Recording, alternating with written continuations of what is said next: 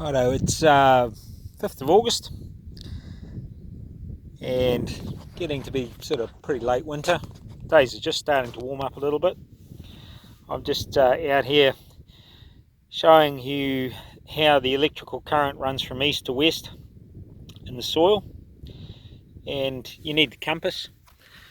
You have it set up directly due north, and then we set up an electrode on the eastern side and on the western side, and can take a little bit of effort to connect up to the what I call the actual direct electrical lines. It did take me about 30 seconds or so to get a good connection on both sides, but you can see that we got 0.25 of a volt, and that's running continuously throughout the day. So we'll just give you an idea.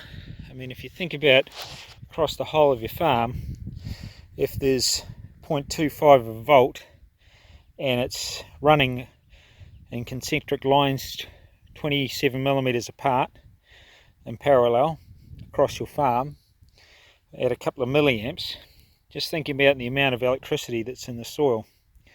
Now, if you take pasture or a plant growth, the carbon that forms the plant becomes a negative charge in the plant. So when we're looking at electrolysis, what happens is the electrical flow through the soil can pick up the cations and take them into the plants, and hence build a higher nutrient plant.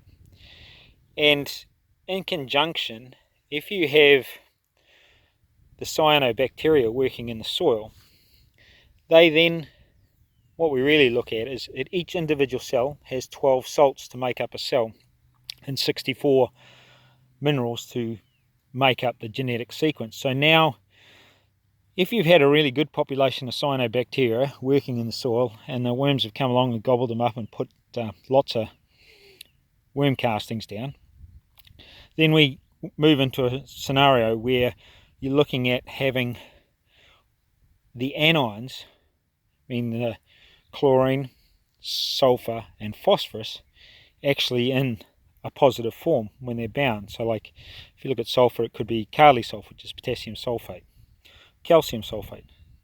So that therefore makes them available to be moved through nutrient.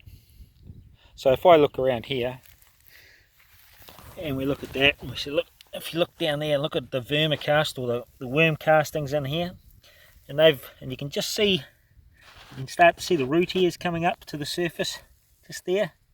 And this is what happens when you get a real good bloom of cyanobacteria on the soil surface. And so we have all the salts that are required to make cells, and then you take the electrical current and it delivers those salts into the plant to make a complete genetic sequence and to create a full cellular structure.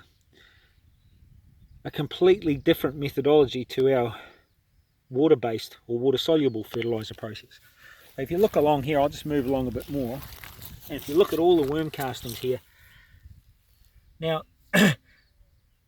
it has a multiple effect, the electrical flow. So if you have the right biology in the soil and then you have an electrical flow, some studies have shown that you can get a 200 to 800% increase in biological activity when you've got electrical current. So to put it in context, if you've got an electrical current, you've got the right fungi in the soil, the cyanobacteria working, and the minerals that are required for them, and then you have an electrical current to run through the soil, then you can multiply the effect. And it's quite incredible what will happen.